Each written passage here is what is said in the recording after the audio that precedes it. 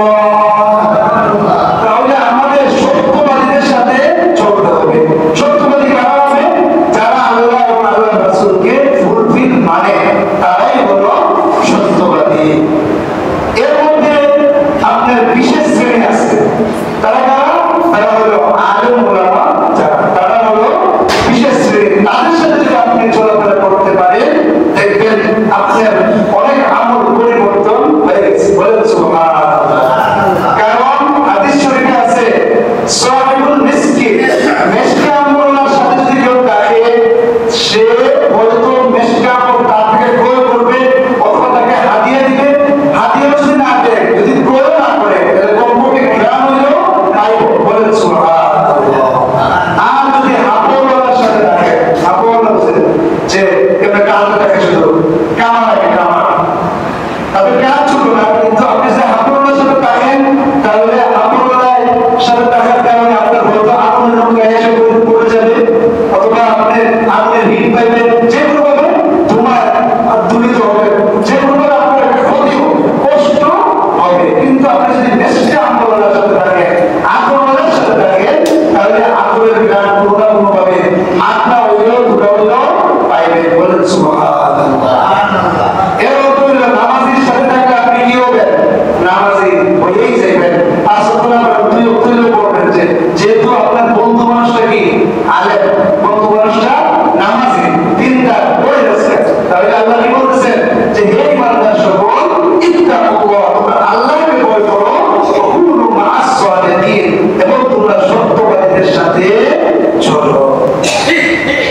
হাদিসে আছে আবু যর রাদিয়াল্লাহু আনহু থেকে বর্ণিত, তিনি বলেন রাসূল সাল্লাল্লাহু আলাইহি ওয়াসাল্লাম উনাকে ডেকে ডেকে বলতেছেন, ইয়া আবু যর, হে আবু যর, ইত্তাকিল্লাহ, তুমি আল্লাহকে ভয় করো, হাইসুমা কুনতা, তুমি যেখানেই থাকো না কেন, ওয়া আতবি'আস সাইয়্যাতাল হাসানাতা, এবং যখন তুমি গুনাহ করবা, তাহলে পাশাপাশি যদি গুনাহ করে ফেলো, যদি তোমার থেকে কোনো ধরনের ভুলে গুনাহ হয়ে যায়, তাহলে গুনাহের সাথে সাথে তুমি আরেকটা সওয়াবের কাজ করে ফেলবা, তাহলে কি হবে? তামকুহা, ওই গুনাহের কাজ থেকে সওয়াবের কাজটা মিটিয়ে দিবে। বলেন সুবহানাল্লাহ। ওয়া খালিকিন নাস বিখুলুকিন হাসান, এবং মানুষদের সাথে তোমার উত্তম চরিত্রবান হইবা, মানুষদের সাথে তুমি ভালো আচরণ করবা। বলেন সুবহানাল্লাহ। আমরা ভালো আচরণ, হাদিস শরীফে আছে, কেউ যদি কারো আচরণ ভালো হয়, উত্তম চরিত্রের অধিকারী হয়, সে যেন সারা দিন রোজা না রেখে রোজা থাকে। বলেন সুবহানাল্লাহ। আর কেউ যদি সৎ চরিত্রের চরিত্রবান হয়, সে যেন সারা রাত্রি দাঁড়িয়ে দাঁড়িয়ে ইবাদত বন্দেগী না করেই যেন সারা রাত্রি ইবাদত বন্দেগী করেছে। বলেন সুবহানাল্লাহ। এটা হাদিসের কথা, তরজমা বললাম। তাহলে আমরা সব সময় কি করব? উত্তম চরিত্রের চরিত্রবান হইব। আরেক হাদিসে আছে, আল্লাহর নবী সাল্লাল্লাহু আলাইহি ওয়াসাল্লাম আবু হুরায়রা রাদিয়াল্লাহু আনহু থেকে বর্ণিত, তিনি বলেন, সুইলা রাসূলুল্লাহ সাল্লাল্লাহু আলাইহি ওয়াসাল্লাম আন আকসারি মা ইউদখিলুন নাস আল জান্নাতা, ফাকালা তাকওয়াল্লাহি ওয়া হুসনুল খুলুক, ওয়া সুইলা আন আকসারি মা ইউদখিলুন নাস আন নার, ফাকালা আল ফাম ওয়াল ফারাজ। আবু হুরায়রা রাদিয়াল্লাহু আনহু থেকে বর্ণিত, তিনি বলেন, রাসূল সাল্লাল্লাহু আলাইহি ওয়াসাল্লামকে প্রশ্ন করা হইল যে হে নবী, সবচেয়ে বেশি জান্নাতে যাবে যারা, জান্নাতে যাওয়ার আমলটা কি? সাল্লাল্লাহু আলাইহি ওয়াসাল্লাম বলেন, তাকওয়াল্লাহ, আল্লাহর তাকওয়া, অর্থাৎ আল্লাহকে ভয় করে চলা। কেউ যদি আল্লাহকে ভয় করে চলে, তাহলে সে জান্নাতে প্রবেশ করতে পারবে। বলেন সুবহানাল্লাহ। ওয়া হুসনুল খুলুক, এবং উত্তম চরিত্রবান যদি হয়, আমরা যদি উত্তম চরিত্রবান হই, তাহলে আমাদের জন্য জান্নাতে প্রবেশ করা একদম সহজ। বলেন সুবহানাল্লাহ। আর হাদিসের শেষের বাক্যে বলা আছে, অসুইরান আকসারি মা ইউদখিলুন নাস আন-নার, এবং নবীকে জিজ্ঞাসা করা হইল, হে নবী, আপনি বলেন কোন আমল করলে মানুষ বেশি বেশি জাহান্নামে যাবে? তখন নবী সাল্লাল্লাহু আলাইহি ওয়াসাল্লাম বলেন, আল ফাম ওয়াল ফারাজ, মুখ এবং লজ্জাস্থান।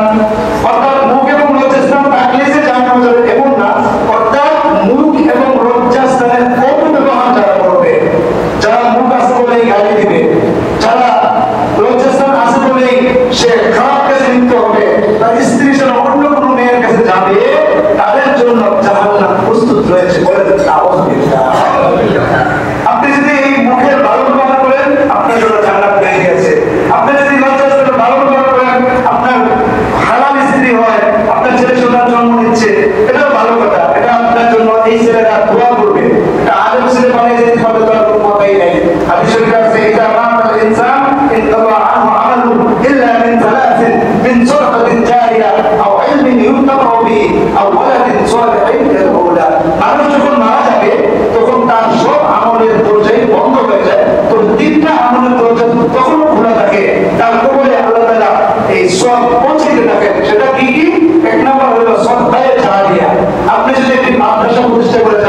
একটি মসজিদ প্রতিষ্ঠা করে যান, একটি মক্তব প্রতিষ্ঠা করে যান, অথবা একটি রাস্তাঘাট বানিয়ে যান, অথবা একটি গরু শৌচাগার দিয়ে যান।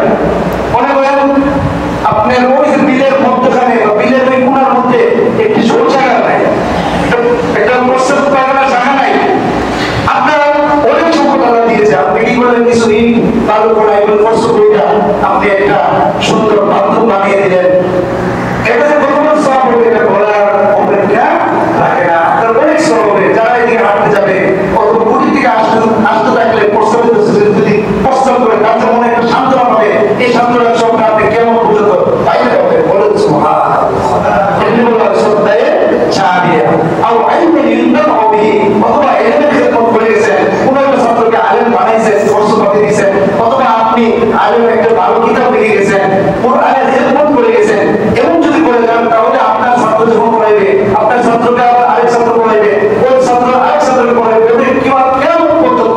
আপনি আমার নামে সব বুঝতে থাকবে বলেন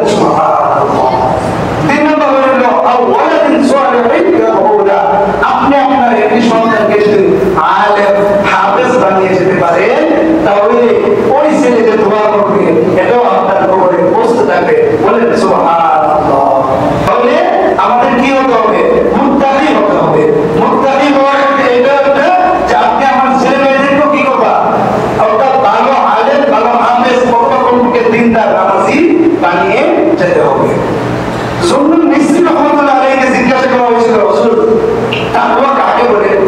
তখন সুন্নুন মিসরি রহমাতুল্লাহ আলাইহি তিনি বললেন যে তোমার হৃদয়ের ইচ্ছাগুলোকে যদি একটা বাটিতে করে এই বাজারে নিয়ে হাঁটা হয়, তাহলে তোমার যদি লজ্জা না পেতে হয় তাহলে তুমি মুত্তাকি বলেন সুবহানাল্লাহ।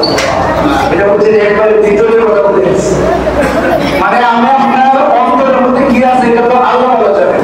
এটাকে যদি প্রকাশ করে দিয়ে একটা মাটিতে লইয়া প্রকাশ করে খারাপ হইলে খারাপ খারাপ একটা আইডিয়া হবে, খারাপ একটা রং ধরবে, আর ভালো হলে ভালো রং, এভাবে যদি আপনি হাঁটতে পারেন তাহলে যদি আপনার লজ্জা পেতে না হয় তাহলে আমি মুত্তাকি। কিন্তু এমন যদি হয় তাহলে আমরা প্রায় 100-99% কি হয়ে যাবো, ফেল করে ফেলবো বলেন না। আমাদের কি করতে হবে? অর্থাৎ আল্লাহর প্রতি এতটুকু বিশ্বাস রাখতে হবে এবং নিজেদের ঈমান আমলকে আমাদের অন্তরটাকে এত পরিষ্কার করতে হবে যে যদি কোনো সময় আমার ভিতরটাকে নিয়ে ভিতরের যে জিনিসগুলো ইচ্ছাগুলোকে বাজারে নিয়ে ঘুরতে হয় তারপরেও যেন লজ্জা পেতে না হয়, তাহলে আমি আপনার মুত্তাকি হতে পারবো বলেন সুবহানাল্লাহ। আসলে সুন্নুন মিসরি রহমাতুল্লাহ আলাইহি বড় বুজুর্গ, এই কারণে উনি ওনার একবার পিতা কথাটা বলে দিয়েছেন। আপনি কারণে খারাপ বেরো তো ওই আল্লাহ তাআলা ছাড়া কেউ জানে না, কিন্তু যদি বের করে চাইতো আর এটাকে নিয়ে ঘুরে চাইতো আর সবাই যদি বলতো না ঠিক আছে তাহলে আপনি মুত্তাকি। তাই বুঝা গেছে একদম আপনার বাহ্যিক যেমন ভালো হতে হবে আমার এমন করে ভিতরেও ভালো হতে হবে, আর বাহ্যিকও ভালো ভিতরে যদি ভালো হয় তাহলে আমি আপনি প্রকৃত মুত্তাকি হয়ে যাব বলেন সুবহানাল্লাহ। হযরত ওমর ইবনে খাত্তাব রাদিয়াল্লাহু তাআলা আনহু তিনি উবাই ইবনে কাবকে বললেন, হে উবাই ইবনে কাব তুমি বলো তো তাকওয়া কাকে বলে? তিনি বললেন আমা তাদাক্কা কলিদান ফি শাউকুন। হে ওমর ইবনে খাত্তাব তুমি কি এমন কোন রাস্তা দিয়ে যাও নাই যে রাস্তার আশেপাশে অর্থাৎ কাবা বিছানো আছে? হযরত ওমর রাদিয়াল্লাহু তাআলা তিনি বললেন নাম গেছি। তিনি বলতেছেন যে হ্যাঁ আমি তো এমন কারণ রাস্তা দিয়ে গেছি। তখন উবাই ইবনে কাব বললেন মাদা মালতা, তুমি কি করলা? তখন তুমি কি করেছো? তখন ওমর ইবনে খাত্তাব রাদিয়াল্লাহু তাআলা তিনি বলেন উশাদু আনসাবি, আমি আমার পেটগুলির কাপড়গুলি উপরে উঠাইলাম, আনজুর ইলা মাওয়াদিআ কালামি, আমি আমার পাটাকে যেখানে রাখবো এখানে দেখতে থাকলাম, ওয়াকদ্দিমু কদমান উখরা ওয়া আখিরু উখরা, অর্থাৎ একটি পা আগে আনলাম সামনে বাড়াইলাম, মানে আমার পিছে আমার সামনে আনলাম, কেন মাকামটা তুসিবানি শাওকাতুন, এই বয়ে যে আমার পায়ের মধ্যে কাঁটা বিদ্ধ হয়ে যাবে বলেন সুবহানাল্লাহ। তখন হযরত উবাই ইবনে কাব হযরত উমর রাদিয়াল্লাহু আনহুকে বলল বাতিল তাকওয়া, এটাই হলো তাকওয়া। এই উমর ইবনে খাত্তাব আপনি যখন কাঁটাদার রাস্তায় হাঁটার সময় নিজেকে অনেক সচেতনভাবে চলছেন,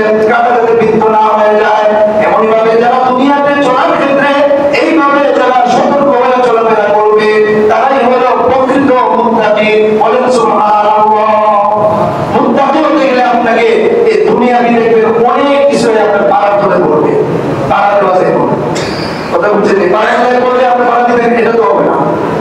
আপনার কি মনে করেন একটা খারাপ জিনিস এটা আপনার পাড়া ধরে পড়ছে, আপনি কি পাড়া দিবেন? কেউ কুকুরকে পাড়া দেয়, দেখে তো আপনার পায়ে ধরে কুকুর পড়ছে, পাড়া দিবেন? পাড়া দিবেন না। অর্থাৎ বাচ্চা মেয়েটা চলতে, আপনি আমি যদি বাচ্চা মেয়েটা চলি, সতর্ক হয়ে চলি, তাহলে আপনি আমি প্রকৃত মুত্তাকি হতে পারবো। তাহলে আপনি আমি যদি মুত্তাকি হই, মুত্তাকির সংজ্ঞা দিয়েছিলাম এতদিন, এখন দুইটা বর্ণনা বলে মুত্তাকি হলে লাভ কি এটা বলবো। হোসনে আলী কুরাইশি রহমতুল্লাহ আলাইহি, তিনি ছিলেন ভারতের একজন আলেম, এত বড় আলেম না, কিন্তু ছিলেন মুরব্বী। ওনার নাম ডাকও ছিল না, কিন্তু অন্তরটা ছিল তাকওয়ায় ভরপুর। বলেন সুবহানাল্লাহ। ওনার ক্ষেত পাথর তেমন ছিল না, এইখানে বাদেরখানে এমন ক্ষেত ছিল, ওই ক্ষেতের মধ্যে তিনি চাষ করতেন, গম মানে চাষ করতেন। চাষ করে সারা বছরের পুরো কি পুরো করে খাইতেন, চলতেন। একদিন দেখা গেল যে উনি টাকা করে জমায় ওনার বাড়িতে একটি এই যে গুড়ি পেশার মেশিন আছে না, আপনাদের দেশে কি করে এটা, গুড়ি মেশিন, আগে গুড়ি বাংলার মেশিন, ওনার বাড়িতে উনি নিয়ে বসায় দিয়েছে। তখন আরেকজন প্রশ্ন করে বলতেছে যে হুজুর, এটা বুঝলাম না হুজুর, এই কয় কেজি আর তাড়াতাড়ি হয় আপনার গম হয়, আপনি এটা তো বাজারে নিয়ে এসে পাকে আনতে হয়, আপনি আপনার নিজের বাড়িতে একটা মেশিন বসায় রয়েছেন। তখন হোসনে আলী কুরাইশি রহমতুল্লাহ আলাইহি, তিনি যে জবাব দিয়েছিলেন, সেই জবাবটা ছিল স্বর্ণ করে লিখে রাখার মতো। তিনি বলছিলেন, হ্যাঁ কথা ঠিক, আমার তো অল্পই, তারপরেও আমি আমার মেশিন বসায় নিয়েছি আমার বাড়িতে।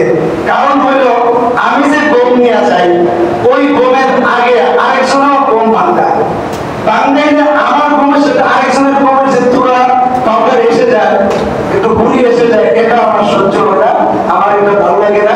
এই কারণে আমি আমার বাড়িতে মেশিন বসিয়ে নিয়েছি। বলেন সুবহানাল্লাহ। আমাদের হালত কি, আমাদের হালত কি এমন, আমরা ভাই শেষ করো মানে আরেকজনকে আমরা সাধারণত যেটা করি, আমরা তো খুবই ভাঙাইছি, আপনারা তো পারবেন, তোমার শেষ হয়ে গেলে তাড়াতাড়ি করো, এভাবে তাড়াতাড়ি করে শেষ করে। এমনকি যে মালিক, যে ভাঙ্গায়, সেও একটা কৌশল করে, সে কি করে এই একটু রাখে, রেখে সেটা আগে ওই একটা বস্তা ঢুকাই সেটা বাস এবার বিদায় দেয়।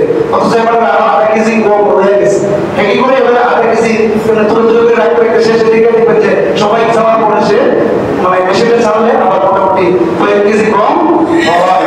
এটাকে ওই আমাদের খাজা হোসনে আলী কুরাইশি রহমতুল্লাহ আলাইহি সহ্য করেন নাই, বলছে যে আমার গমের সাথে আরেকজনের ন্যূনতম গম আসবে, এটা আমার সহ্য হয় না। এটা কি বলা হয় তাকওয়া। বলেন সুবহানাল্লাহ। হযরত আবু হানিফা রাহমাতুল্লাহ আলাইহির ব্যাপারে বর্ণিত আছে যে একবার এক চুরি কইরা, একটা বকরিকে চুরি কইরা, ওনার যে এলাকা ছিল কুফা নগরীর মধ্যে একটি বকরি চুরি কইরা ওই চোর বেটা সাইলেন্সি বলে চোর তো ধরা পড়ে নাই, ঘটনা করে হয়েছে শুনছেন তিনি। তখন আবু হানিফা রাহমাতুল্লাহ আলাইহি তিনি যারা ছাগলের বিশেষে অভিজ্ঞ, ছাগলের বিষয়ে যারা অভিজ্ঞ, তাদেরকে ডাইকে আনছে। আইনা বলতেছে যে বলতো একটা ছাগলের বয়স কতদিন বাঁচতে পারে। তখন এই অভিজ্ঞ ব্যক্তি বলল যে এই ছাগল প্রায় 7 বছর বাঁচে। ছাগল সাধারণত 7-8 বছর এমনই বাঁচে, পড়তে গেছে মৃত্যু হয়ে যায় বা মারা যায়। তখন আবু হানিফা রাহমাতুল্লাহ আলাইহি যখন বলা হলো যে 7 বছর ইয়ে হয়, তখন আবু হানিফা রাহমাতুল্লাহ আলাইহি যেহেতু কুফার এলাকার মধ্যে চুরির বকরি ছাড়া হয়েছে, তিনি কি করলেন, এই 7 বছর পর্যন্ত আর কোনো বকরি বা ছাগলের গোশত খান নাই। বলেন সুবহানাল্লাহ। ওনার জন্য কি খাওয়া হারাম ছিল? হারাম ছিল, কিন্তু ওনার কথা হয়েছে যে ছাগলের গোশত খাইতে যায়, এই ছাগল যদি ওই চুরির ছাগলের বাচ্চা হয় অথবা চুরির ছাগল হয়, তাহলে তো আমার ভিতরে কি হয়েছিল, হারাম ঢুকে যাবে। এই কারণে আমি খাইতাম না। কেমন সতর্ক ছিলেন দেখছেন? 7 বছর পর্যন্ত তিনি কি করেন নাই, ছাগলের গোশত খান নাই। এটা হারাম ছিল? হারাম না, বরং সতর্কতার জন্য তিনি খান নাই। এমন আরেকটি ঘটনা হযরত আবু হানিফা রাহমাতুল্লাহ আলাইহি, উনি একদিন এক বাড়ির সামনে দাঁড়ায় রইলেন। ইয়াহিয়া ইবনে যায়েদ ওনার ছাত্র ওনাকে দেখলো, হুজুর আপনি যে বাড়ির সামনে দাঁড়ায় রয়েছেন, রৌদ্র, প্রখর রৌদ্র, এই রৌদ্রের মধ্যে আপনি দাঁড়ায় রয়েছেন, আপনি তো ওই বাড়ির ছায়ার মধ্যে যাইতে পারেন, ছায়াতে দাঁড়িয়ে তো চলে। না, ছাত্রকে তিনি বললেন যে এই ছাত্র আমার শোনো, এই বাড়ির মালিকের কাছে আমি কিছু কর্জ দিয়েছিলাম টাকা, আজকে আমাকে সে টাকাটা পরিশোধ করবে, আমি তার কাছ থেকে টাকাটা নিতে আসছি।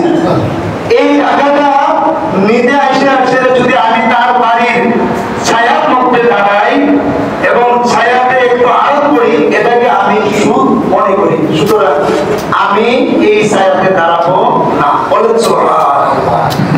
কে সে? আমাদের ইমাম হযরত আবু হানিফা রাহমাতুল্লাহি আলাইহি। আবু হানিফা রাহমাতুল্লাহি এভাবে সতর্কতা অবলম্বন করেছিলেন, অর্থাৎ তিনি এটাই বুঝাইলেন যে কোনোভাবে একজনকে একটা টাকা দিছি, তার বাড়ি থেকে দাওয়াত খাওয়া শুরু করলাম, এমন যাতে না হয়। কিন্তু আমাদের দেশের মধ্যে যদি কর্জা হাসান নাই আছে, আমাদের দেশে এমন কর্জা হাসান একদম কমে গেছে, একদম জিরো পর্যায়ে আছে।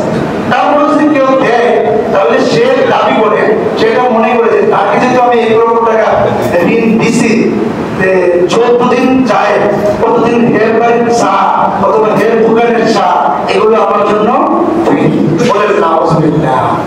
আর হেও খাওয়ায়, উনিও খায়, দাবি দেওয়ার অনুযায়ী খায়। আসলে এটা কি ঠিক? এটা ঠিক না, এটাকে সুদ মনে করা হবে। অর্থাৎ কোনো ধরনের লাভ খাওয়া যাবে না। উনি তো ছায়াকেই অস্বীকার করতেছে, ছায়ার মধ্যে দাঁড়ানোটাকেই উনি অস্বীকার করতেছে, অর্থাৎ তিনি খাইতে রাজি না। এমনি ভাবে হযরত আবু হানিফা রাহমাতুল্লাহি আলাইহি আরেকটি ঘটনা আছে। তিনি একদিন ওনার একটা কাপড়ের দোকান ছিল, তিনি সকালবেলা আসলেন এবং আসরের সময় তিনি কাপড়ের দোকানকে বন্ধ করেছেন। একদিন দেখা গেল যে উনি দুপুরের সময় 7-8টার নামে দোকান বন্ধ করে দিয়েছে। বলেন না সুবহানাল্লাহ। আমাদের আগামীকার তারা ব্যবসায়ী ছিলেন, তারা কি ছিলেন? এলাকার খেদমত করছেন, পাশাপাশি তারা ব্যবসায়ী ছিলেন। আবু বকর রাদিয়াল্লাহু তাআলা তিনিও কাপড় ব্যবসায়ী ছিলেন। এবং আমাদের সাহাবায়ে কেরামের মধ্যে অনেকেই কি ছিলেন? ব্যবসায়ী ছিলেন। শুধু তারা কোন ধরনের শুধু চাকরির উপর নির্ভর তারা করতেন না। আমাদের যে হালত, আমাদের তো বর্তমানে দেখে গেছে ছোটখাটো একটা কিছু হইলো বাস এটা দিয়ে বসে থাকে। না, আমাদের মুসলিমদের শিক্ষা হইলো, আমাদের নবী সাল্লাল্লাহু আলাইহি ওয়াসাল্লাম নিজেও একসময় ব্যবসা করছেন, নবুয়ত পাওয়ার আগে ব্যবসা করছেন না? উনি ব্যবসা করছেন না? সামনে থেকে ব্যবসা করছেন, কিন্তু হযরত খাদিজা রাদিয়াল্লাহু তাআলা আনহার ব্যবসা তিনি দেখছেন। এমন ভাবে আমাদের অনেক বড় বড় সাহাবায়ে কেরাম, এমনকি আগের নবীরা পর্যন্ত তারা ব্যবসায় জড়িত ছিলেন। তো আমার তিনি ব্যবসা করতেন, কাপড়ের ব্যবসা। তিনি জোহরের সময় কাপড়ের দোকান লাগাইয়া লাগিয়েছে। তখন আরেকজন ব্যবসায়ী বলল, হুজুর আপনি জোহরের সময় আছে কাপড়ের দোকান বন্ধ করে ফেলতেছেন। তখন আবু হানিফা রাহমাতুল্লাহি আলাইহি জবাব দিলেন যে আজকে তো মেঘাচ্ছন্ন দিন, অন্ধকার ভাব হয়ে গেছে, আমাদের আগে তো আর কারেন্ট ছিল না, অন্ধকার ভাব, এই কারণে কাপড় যে বিক্রি করবো, যে কাপড় ক্রেতা আসবে, সে কাপড় দিকে ভালো করে চিনবে না, সে প্রতারিত হওয়ার সম্ভাবনা আছে। সুতরাং এই কারণে আজকে আমি আসরের সময় না, জোহরের সময় আমি দরজা বন্ধ করে দিলাম, যাতে করে কেউ প্রতারিত না হয়। বলেন সুবহানাল্লাহ। আমাদের দেশে এটা বলি, আমাদের দেশে কি বাতি লাগাইলে 10টা, 2টা লাগানো, 2টা লাগাইলে কি হইব? মানে দোকানটা কষ্ট হইব, লাগাই কয়টা? তো কারেন্ট গেলে গেছে 10টা টাকা, লাল নীল বাতি যা আছে সব লাগাইয়া আপনার এনে ঢুকাই দেবো বাড়ি থেকে। তো 10টা বাতি যেহেতু আছে, আপনি তো খুশি হয়ে দেখবেন যে কাপড়ের মধ্যে বিভিন্ন ঝিলিক মারতেছে। আসলে কাপড়টা ঝিলিক মারতেছে না, আপনার বাতির পাওয়ারের কারণে কি হচ্ছে? ঝিলিক মারতেছে। এরপরে সে দাম ধরে খুব ভালো করে একটা দাম ধরে আপনার কাছে বিক্রি করে। অর্থাৎ আমাদের আগামীরা তারা ব্যবসা করছেন, মানুষকে তারা রিয়েল ব্যবসায়ী ছিল, মানুষের কাছে না ঠকে ন্যূনতম একটু লাভ করে তারা কি করতেন? ব্যবসা বাণিজ্য করতেন। আর আমাদের মধ্যে শুধু প্রতারণার, আমাদের মধ্যে কি আছে? শুধু প্রতারণার বীজ আছে আমাদের ভিতরে। আমরা শুধু চাই সুযোগ পাইলেই বাম হাত ঢুকিয়ে দেওয়া, সুযোগ পাইলেই বাম হাত ঢুকিয়ে দেওয়া, এমন যে হয় না, এটা বড় খারাপ কথা। এ কারণে হাদিস শরীফে আছে, আল্লাহর নবী সাল্লাল্লাহু আলাইহি ওয়াসাল্লাম বলেন, মান গাশশানা ফালাইসা মিন্না, যারা প্রতারণা করবে, যারা ধোঁকা দিবে, তারা আমাদের অন্তর্ভুক্ত হবে না। বলেন নাউযুবিল্লাহ। অর্থাৎ ধোঁকাবাজ হবো না, ধোঁকা কখনো দেব না, নিজেও ধোঁকায় খাবো না। আর মুসলিমুল লা ইয়াসতাউ ওয়া লা ইউখতাউ, মুসলমান কখনো প্রতারিত হয় না এবং প্রতারণা করেও না। মুসলমান কখনো